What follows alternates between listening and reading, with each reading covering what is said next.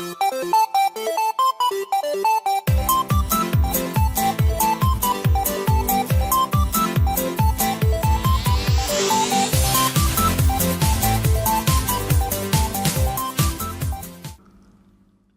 Guy, welcome to episode 16 of the AMIGArama podcast. I'm your host Lefarius, and for this week we are going to be taking a look at Indy Heat. Now, before we jump into that, we'll have a look at some news items. First thing first, I've been umming and ahhing with my own Amiga 1200 for a bit. I had a pretty limited 8 meg expansion card on board, nothing too fancy. Doesn't really do anything overboard, but I've been looking online and umming and ahhing and thinking, well, now I've got OS 3.9, it really wasn't capable of running the operating system well enough at all. So I decided to list my current expansion card. It happened all very, very quickly over a few days, and I managed to get a nice big chunk of money for it, and I'm going to reinvested that and I'm going to order another one from over at Amiga Store EU. Now, it's going to take a week or two to arrive, but I'm very excited. It just means I can't actually play. I seem to be in the same situation. I don't really get much chance to play on these Amigas. They just keep piling up in the corner of the house. What can I say? But anyway, looking at this week's news, and surprise, surprise, there has actually been quite a few bits going on in the Amiga community. The first one I noticed, which really stood out to me, is there's a game called Blake Stone Aliens of Gold, which is basically, it uses the Wolfenstein 3D engine, and it's a rejig of that. It's been released, and I think it's on Steam, and it runs on XP and all, usual Windows stuff, but somebody has gone back and actually ported it over to the AGA Amiga, which in itself is quite a mammoth task. But the biggest problem with it's not a problem, I suppose, but you have to have a pretty decent accelerator card. You've got to have a 68030, which is about 40 megahertz plus, and at least 4 megs of RAM. And the RAM's not a big deal to get these days, but you need to be looking at, them accelerator cards can cost an arm and a leg. But just looking at some of the blurb of the game, it comes out with, Blake rockets you into the future where a sinister madman using genetics to create an army of bizarre creatures is waging war on Earth. Blake has more of everything. More action, more enemies, more levels, more firepower, more graphics, more animation, more pitfalls, God, I need to take a breath, and more features, like built-in auto-mapping, so you never have to worry about getting lost in the game. Now, looking at videos and stuff online, it's only been out for a couple of weeks, it does look absolutely fantastic, and they really have gone overboard with, it's not just like a basic clone of Wolfenstein 3D, they've gone extras in there and that sort of stuff. So, I'll stick a link on the show description notes, but you can find it on Aminet if you just search the name on there. It is Blake Stone Aliens of Gold. Now, next up is a game I noticed over on Indie Retro News. They seem to be the best place for getting all this retro-related stuff. Not just Amiga stuff, of course, but it's always handy for me when I'm trying to come up with stuff for new episodes. Basically, a game called Zyriax has just been ported properly onto ADF. I don't believe there was a version available before. There was a WHD Load edition, but the problem is it came out in 1990. It had a fair few bugs on it, rather clunky game and stuff, and it didn't work. It kept crashing after several levels, but the latest edition, it now supports all Amigas. That's everything from OCS, which is the original Amiga, up to the AGA and the O20 Plus, it says. No more crashes. It used to crash on level 3 and beyond with other strange situations. That doesn't mean anything to me. There is a video on the site, and it does actually look a bit like R-Type. R-Type is very highly detailed. It moves at a steady pace, and it's always great to see something that's been fixed or had all the problems removed. But it comes on at a standard 880k ADF with fast loading. So I will add a link to the show notes, so go and have a look at that on AMIGArama.com. Now, one thing I have been noticing as I've been doing the website of late, I've not been getting very many comments. I don't know if you guys don't like talking to me, what can I say? But I do have the account available, the email account. It's lefarius@amigarama.com. I'm always open to suggestions. One thing I'd like to start doing, we've been going for, 16 episodes now. At some point, I want to start doing like a letters section section where people maybe write in and ask questions, sort of like a Q&A thing, or come up with their own stories. I mean, some of the games I'm picking must be quite popular, especially looking at the list of downloads I've been getting. So I'd be interested to hear either your own stories, and I'll read them out on there, or if you don't want to, I'll just refer to them myself. But yeah, I want to hear from you guys, because I'd love to get like more community involvement. If you're not into that sort of thing, don't worry about it. We've got the Twitter account, which is at AMIGArama Pod. We've got the Facebook page as well. Just come somewhere and talk, because it gives me something to do on the nights off. What can I say? Start your engines, it's time to move over to this week's game. And for this week we've chosen Indy Heat. Now, you might be wondering why I've picked such it's a simple title really, but back in the day, and I remember this very clearly, I had this plastic floppy disk box, see-through one, which I picked up for about $5. I had a selection of my favourite ever games, and it'd be stuff that I'd take round to mates' house, or if I was going anywhere, I'd always have this little box with me, and I had this right before I even got an Amiga, because I was trying to fill it, because discs were quite expensive in the early days, like demos and things and favourites, and I don't even know how I managed to get my hands on Indy Heat, but it was just one of these I would constantly go back to. I would never think anything of just like blowing an evening at my own house or taking it round to a friend's. So, going back to games today and looking back, and I've only just remembered this recently. I mean, I was completely obsessed with it. I'm not entirely sure why, but I thought I'd make an ideal choice for an episode. Now, it was published by Storm the Sales Curve, which is a very odd name, but they had some fantastic things under the belt. One of them was CoverGirl Strip Poker, and Swiv. Now, I have played Swiv, and I've not really had a chance to play CoverGirl Strip Poker, but perhaps for research purposes, I should have gone and had a go. But, it was developed by, they're also called the Sales Curve. I may have mixed up there. Storm or the Sales Curve? Is it two abbreviations or the same name? I'm not sure, but they were also responsible for Rodland, which is, it's a Rainbow Island style, platformer, I believe, or it might be more like Bubble Bobble. Anyway, it came out in 1992. God, so I must have had this around either 92, 93, so pretty early for me in the Amiga's life. It was ideal as well for that disc box, because it was only on one disc. Now, the reason I always carried it around with me is because it would have up to 3 players from one system. So it'd be spread across like the joystick and the keyboard and stuff. And you used to do that quite a lot back in the day. Go around my mate's house, because he was the first one with the Amiga. We'd all be piled around this tiny, like 14-inch television in his bedroom, all playing away. Now, it does have 4 players, but the 4th one is always the CPU, because there's just not enough controllers, and there's not 2 joystick ports on the back of the Amiga. Now, I'm not sure actually. I've never really thought about this before, because I never had to do it, but I wonder if there's a way to actually expand that, if you can put like a double port off the back of the single. I know you can do that similar sort of thing with other systems and stuff, and there's probably something for the Amiga. Then again, I just don't know if I've got any people to actually play the Amiga on hand with these days.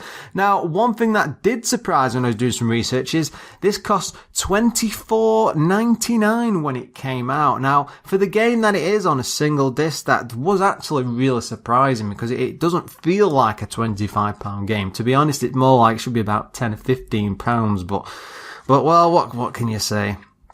It was coded by a chap called John Crowdy. Now, he'd been involved with games like Saint Dragon, which I believe is a shooter, Swiv, which is another shooter, and another arcade port. This one is Ninja Warriors. Now, that's fantastic scrolling from left to right, and in the arcade it had like multiple, I think it was 2 or 3 screens all in like a widescreen effort, and it was a big expanding thing, and I'm not even seeing it on the Amiga. I'm gonna have to have a look now, but it's actually quite interesting. Graphics, chap behind that was Ned Langman. He also did the graphics for Judge Dredd. I wasn't entirely sure there was a Dredd game, but Swiv again, Narc, that was I think that was like a beat 'em up in style to Double Dragon, and a game called Silkworm. Again, I think that's quite a popular game. I'm not entirely sure. It might be a shooter.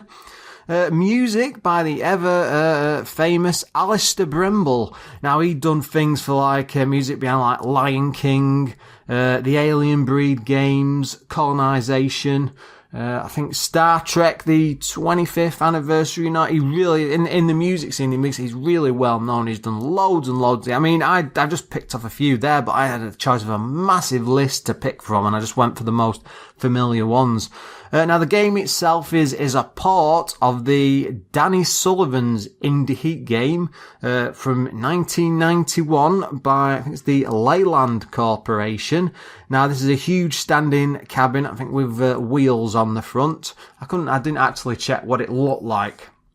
And as a game, it's very similar to, like Super Off-Road. Now, very, very recently, around about Christmas time, I went to a place called the Arcade Club over in Bury, in the UK. And basically what this is, it's like an old warehouse with multiple floors. It's got 3 floors on there.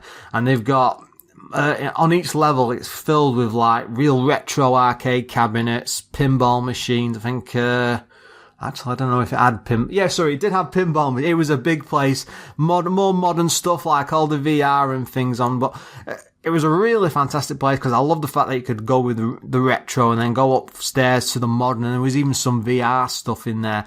But Super Off-Road was off in the middle of the complex, and it was actually quite packed, and I had a real blast playing that. It was absolutely fantastic fun, and I mean, I played multiple versions of this game on home computers, and it's none of them really compared to the arcade game. It's hard to describe really, but the steering wheel that you get to use, and this is 4 of them all around a single unit with pedals, but they don't actually control the car, and I think the arcade game of Indy Heat will be similar, but you have to really sling the wheel round to get it to turn around corners and stuff, and you've not got 100% control, but the fact is, because you've really got to put some effort in, and it's just like a mad crash blast of like 4 people together on a single machine, it's one of them real party games, and I think this is the same sort of thing. I mean, it seemed to be the thing back in the day. These are all based around, like, I think it's Super Sprint, which was an Atari game. There's a style to it, single screen racer, and Indy Heat was that style, but obviously it's more like, Indy, is it Indianapolis 500 or Indy? I'm not sure. Indy 500 it's based around. I mean, I was daft back in the day. I always used to think it was all based around F1, but what can I say? Now, one interview I was reading with, John Crowdy, he was talking how he'd actually designed the game back in the day, and it was surprisingly simple. There was like 3 layers to it.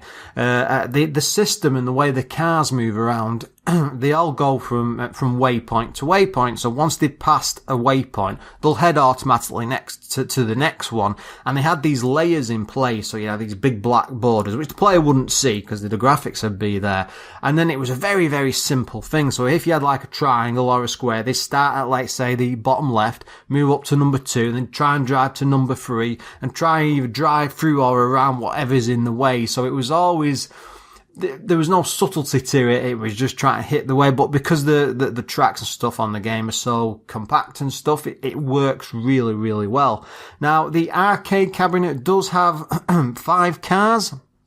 Now, for performance issues, I read, he had to reduce it to 4. But to be honest, with the Amiga and the size of your screen and stuff, you can't really. I don't think a 5th car would actually make any difference whatsoever. Now, another great thing about the Amiga is because it's got all like the WAV sound effects and stuff. Oh, sorry, the sound waves, the stuff, the way it can record voices and things. A lot of the effects from the cabinets came across, so you've got voices calling you into like red pit, pulling you in, and noises and screams and things going around, and those are actually taken from the original arcade cabinet, including the sound effects from the motors and stuff. So they didn't really have to do anything like that, and it makes for a really broad sound range for what is just a simple game. When you first load the game up, you get a nice simple title screen, and it drops you onto a select screen for very nicely drawn like cars on the side sort of view, and you get to pick your character. and the other three characters as well, like presented in a square grid in front of you.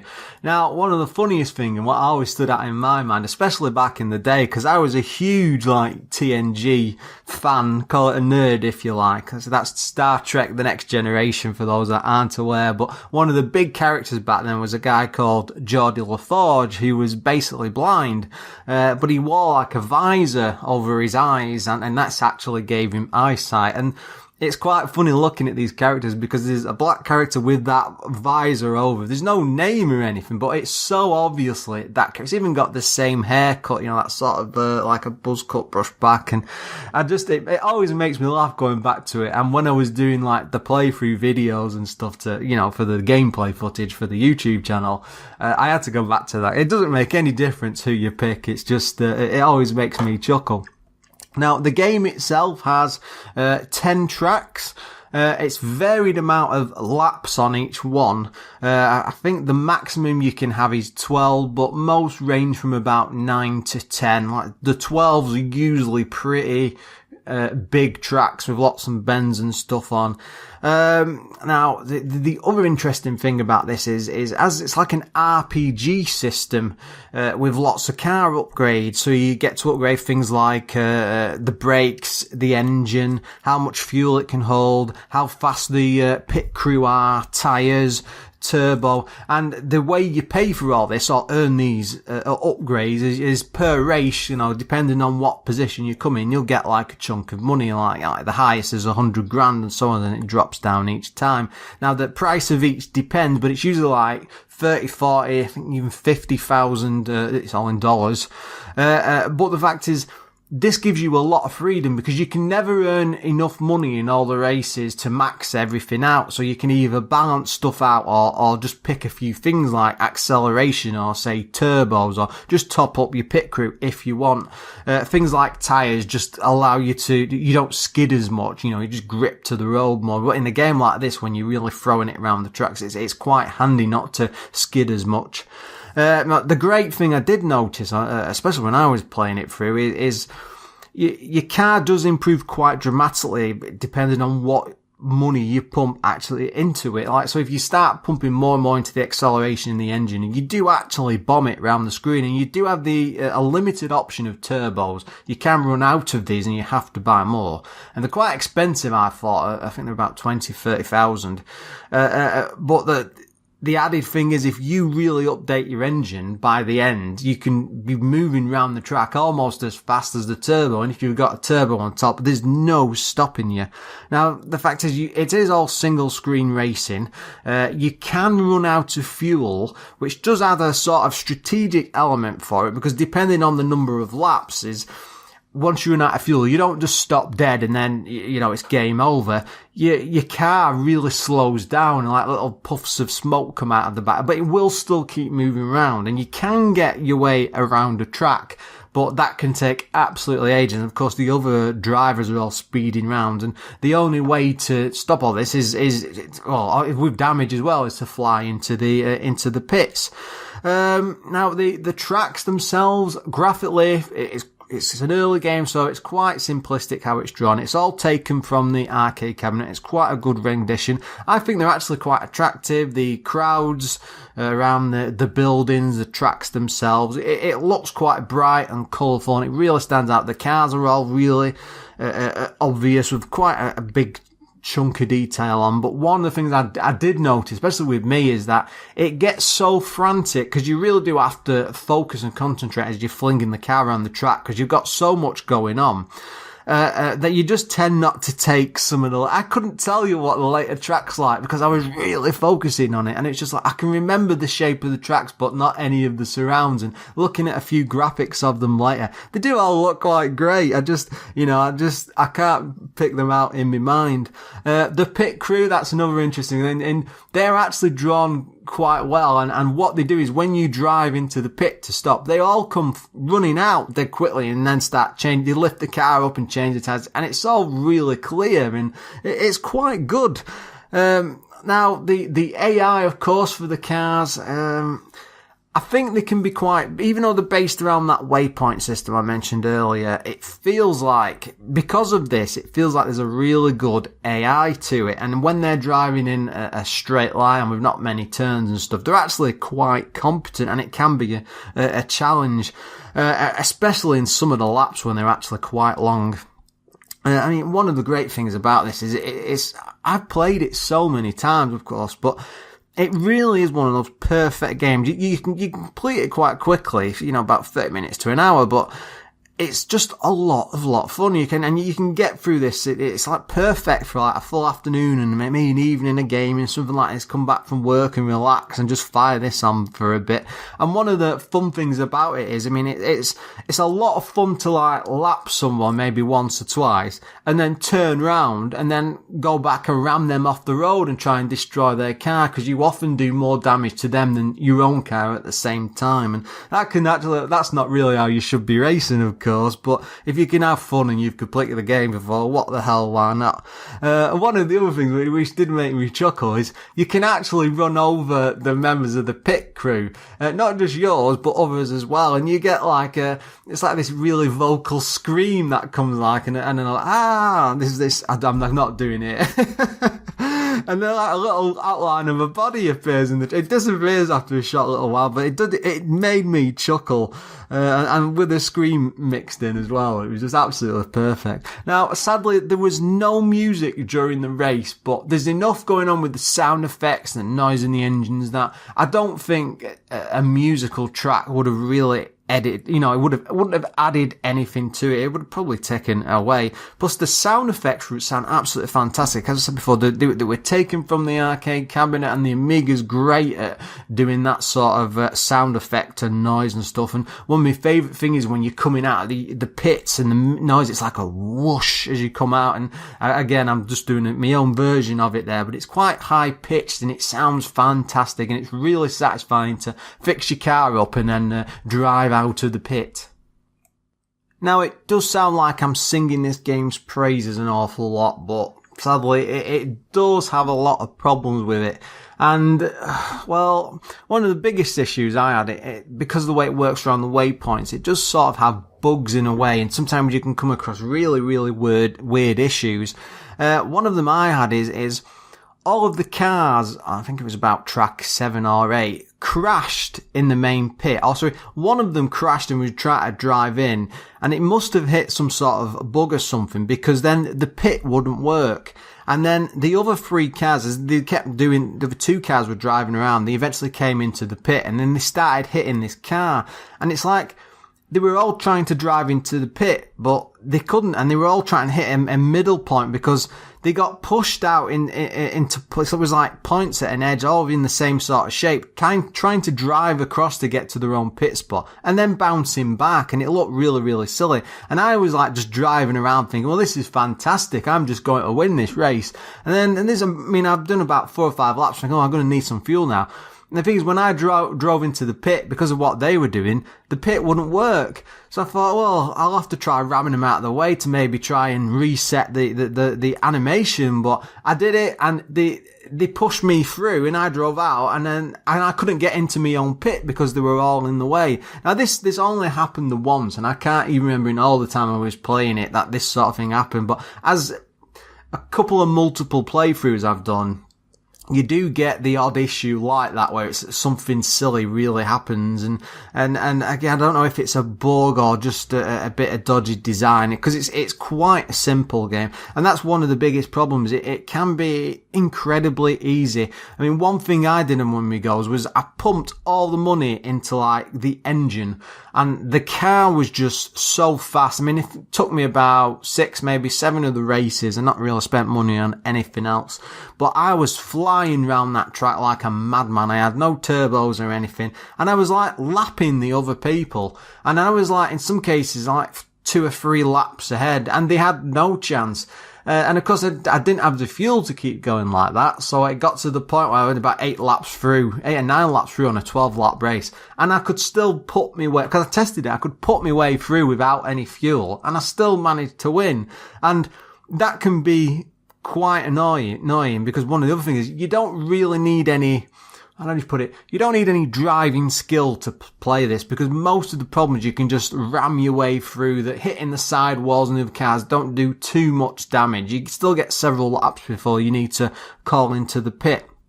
But the problem is, even though there's 10 laps and it's all based off of the arcade game, you can still complete it. I mean, it took me about 35 minutes on my first playthrough. I've not played this for like 15, 20 years, and I sat around and I finished it in first place. But the other side of it is, I also had a lot of fun with it, so it's sort of counter that in a way.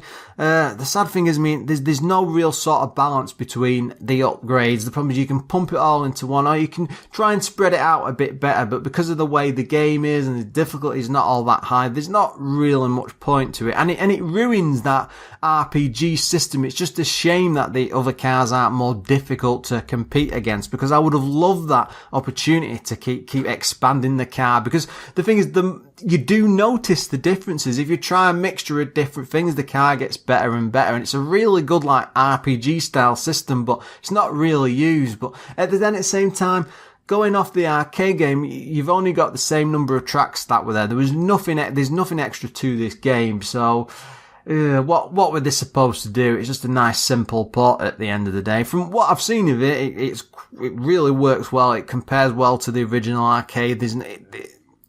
There's nothing different really between the two. I mean, they could have added extra, I suppose, but what can you say? Another problem I did think, and I know it's supposed to be a single screen racer, but a few of the tracks were really, they put in like all loads of like swirling around bits left and right and turns and stuff, but the tracks can be awfully cramped in places, and there's not enough room to do a lot of overtaking, and most of it is when you have to ram other cars out of the way, so you can't really race, and it's very similar to Super Off-Road in that way. But the thing is, with Super Off-Road, it's all about, you got a monster truck, you're meant to be ramming things out of the way and bashing into other people, whereas with this is racing cars, so it should be a bit more subtle and delicate. But again, the tracks aren't big enough, and they could have maybe done with that. Push aside a bit more, give you a bit more breathing space as you're flying around it. Then again, that might have made it a much more different game, who could tell.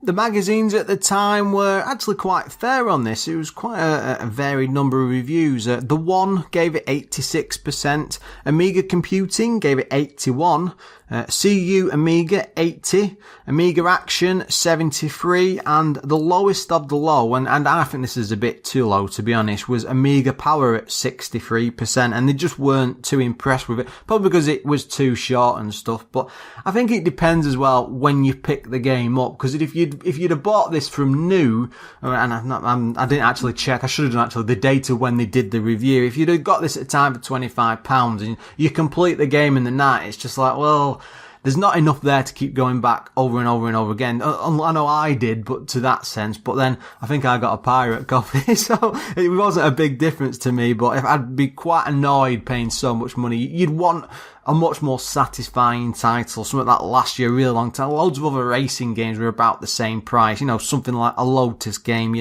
you really got bang for your buck out of that.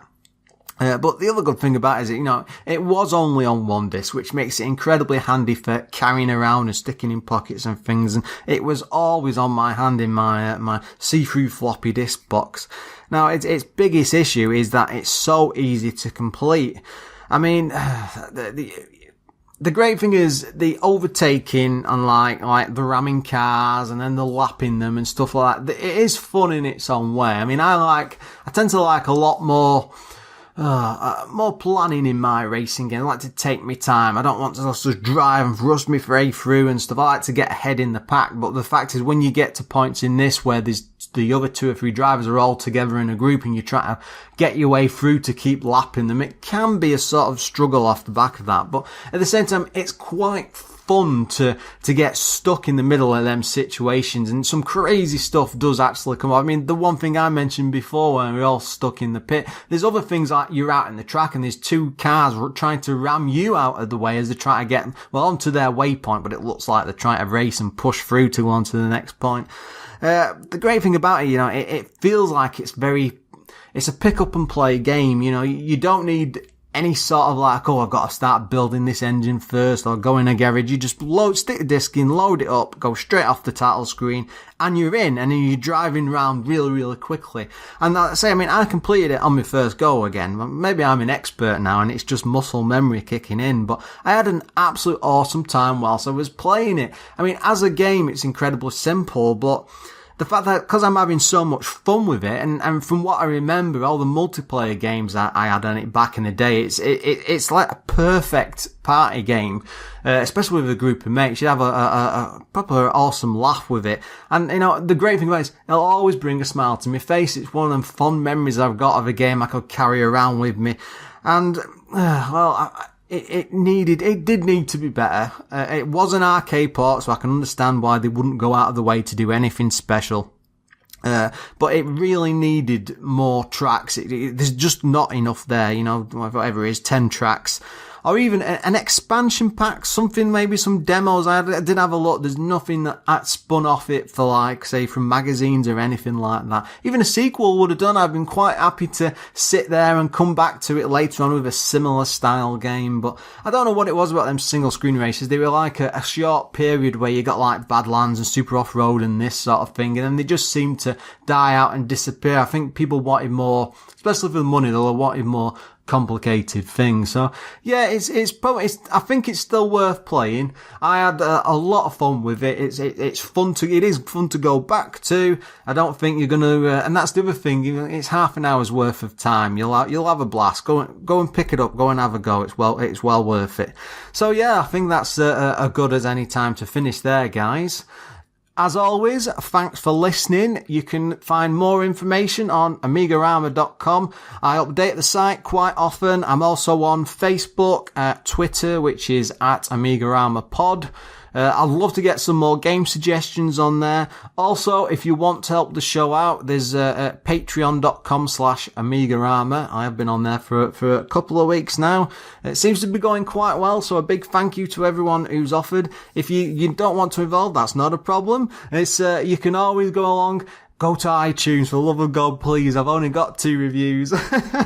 It really helps, because the thing with iTunes is the more reviews you get, the more it pushes you up the charts, and it gives you more of a chance to get it seen. But I want more people to hear this. I'm quite proud. I can't believe we've been going for so long now. I mean, it's February. I think we've been going since October, early November time, and so many episodes. But I'm having awesome fun. So look forward to more, guys. Until next time.